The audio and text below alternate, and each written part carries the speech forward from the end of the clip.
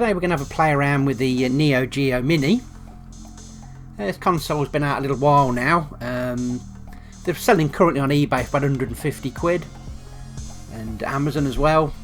And here's a nice looking little console. Quick look round, it's got USB-C on the side, power switch, mini HDMI, headphone jack, and another USB-C port on the back for power. You'll see there's a sticker there that'll come apparent later. It's a 5-volt device, so it's prime for modding, and that's what this video is primarily about. Okay, first things first, let's just have a look at these game controllers. This is the game controller that you can buy with it or as a standalone item. Biggest criticism of this machine was the fact that there was no positive feedback, no click on the actual joypad. It's just completely silent 360 pad.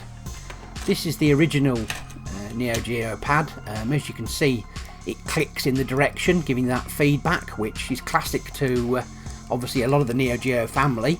So that was a big difference that really upset a lot of people. You can see they've rearranged the buttons. I had no idea why they've taken this stance on this. If they'd have just copied the original, I think it would have been absolutely fine. They would have got no criticism for it. So a bit bad move on their part for this particular part of the machine. It's also to be said for the joystick on the actual machine itself. There's no clicks or anything. It's absolute rubbish. It's very, very insensitive. The direction recognition is quite poor. It really is quite frustrating. So you tend to play this with an actual joypad. So you don't really want to use any of the buttons or anything actually on the machine itself.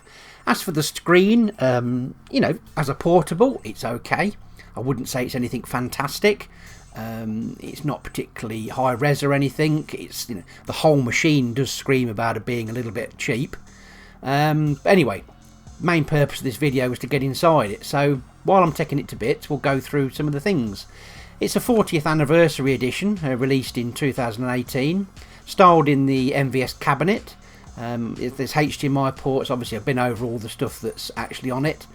Little pack of stickers you get with it when you like the marquee stickers and the side stickers. Quite a selection of games between all the different models. So once we get this bottom off, we're exposed to the guts of the machine, and you can see what I've been up to. I modded this probably about 3 or 4 years ago. It's something I haven't recently modded, but I have had to look over this.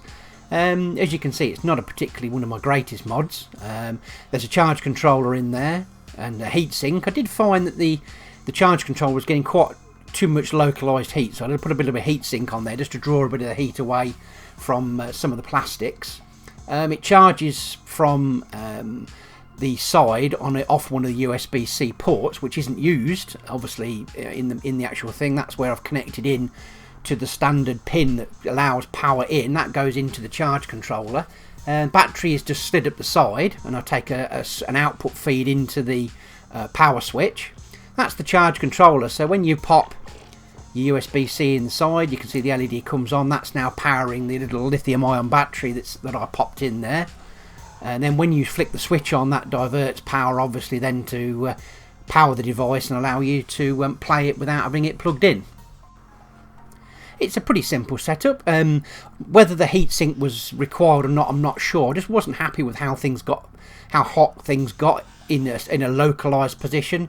So I just added that little heatsink just to touch the top of that little device there. So obviously I had to change the power switch. I don't know if anybody noticed, the power switch failed not that long after it was out of warranty.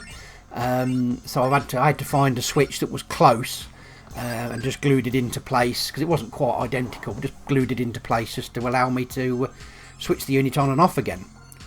Playing the unit, it's not too bad. It's a quick fix machine. Unfortunately, the screen's so small. The buttons are quite unresponsive.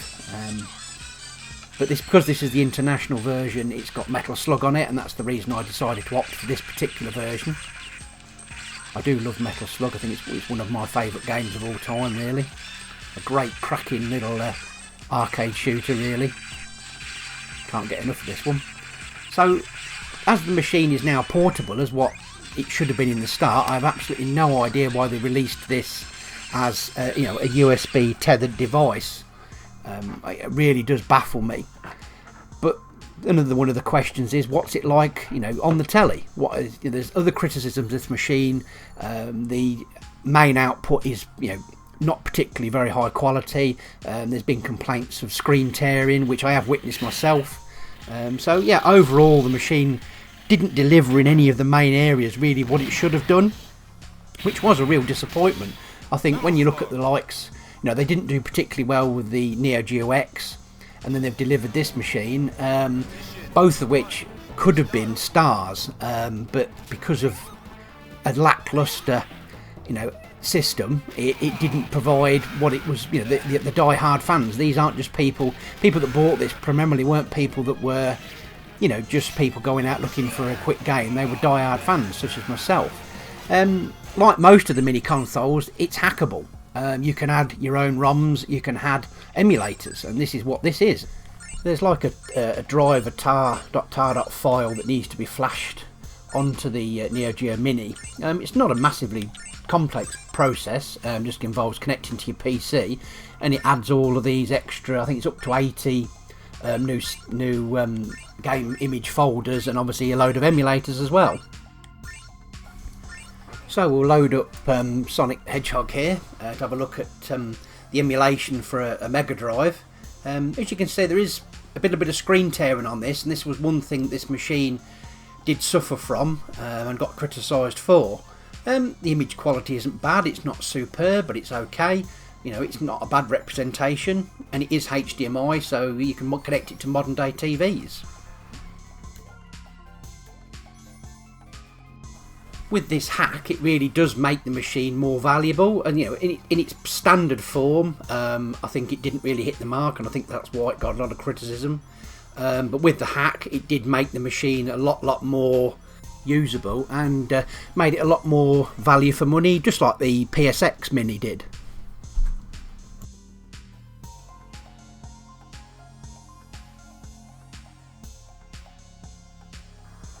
Well, I hope you enjoyed that look at the Neo Geo Mini.